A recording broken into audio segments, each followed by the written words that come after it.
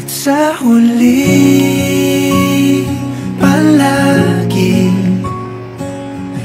pabalik pa rin sa yakap mo. Hanggang sa huli, palagi.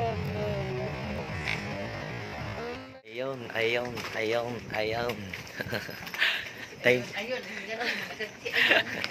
Time check. WhatsApp pa yun. Time check. 12 PM. Ayun. 11:40. Yun guys. Biyahe na kami. Yung service po, yung aming ay nasa labas. Ngayon na po kasi yung aking flight. Sama ko ng aking mga magulang, magandang nanay at magandang tatay. Magandang tatay. Ay, gwapong tatay. Ayun. Siyempre yung aking asawang maganda. Iyak ng iyak, kanina pa. Sandyan na yung service. Aking kaibigan, si Rostan Lagataw. Ayan guys, yan po yung inarkila ko pong sasakyan na talagang napakaayos, napakabago, napakalinis po sa loob. At sa mga gusto pong mag-avail niyan guys, gusto magpapahatid sa airport, kahit sa Terminal 1, Terminal 2, Terminal 3 hanggang ngayon. Hatid sundo po, kung AFW po kayo, pwede nyo po siyang kontakin. Lalagay ko po ang kanyang Facebook dyan, sa Rostan Lagataw po ang kanyang pangalan. At talagang bibigyan niya kayo ng magandang serbisyo. Higit sa lahat, napakamura lang po ang kanyang singil. Higit sa lahat po ay napakaayos po, napakabait po ng driver na ito.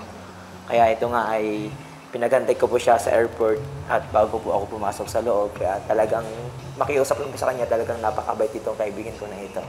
Kaya what are you waiting for guys? Kung may gala man kayo around of Laguna, gusto magpahatid, kontakin lang po yung pangalan ng Rostan Lagataw po. Maraming salamat po. God bless. Nandito na kami ngayon sa airport. Hello guys.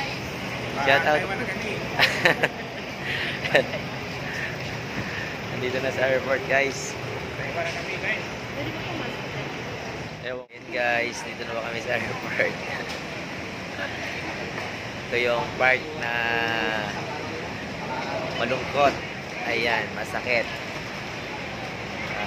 Namamaga ng ang mata na ito, kakaiyak.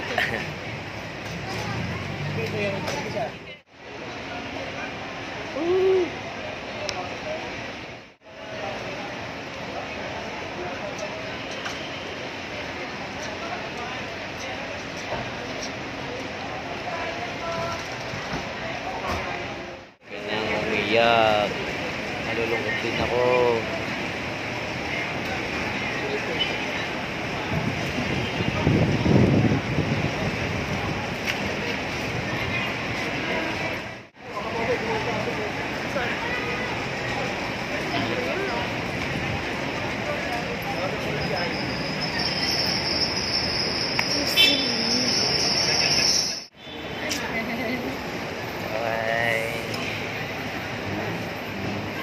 Yan na.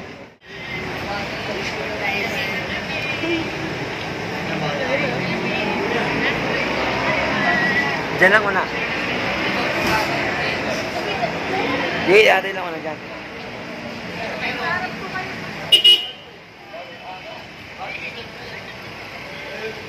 Salamat. God bless.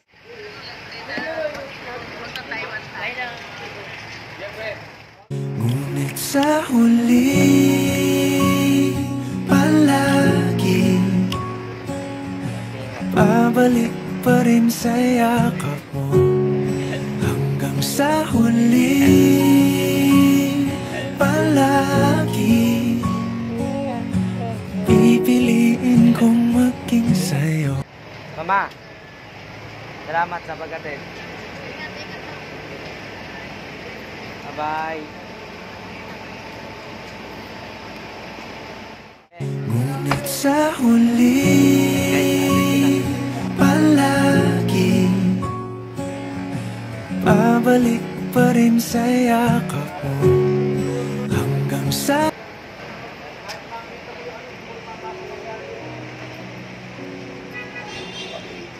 nakakalungkot man, pero ganun talaga ang buhay. OFW. Sakit. Wah.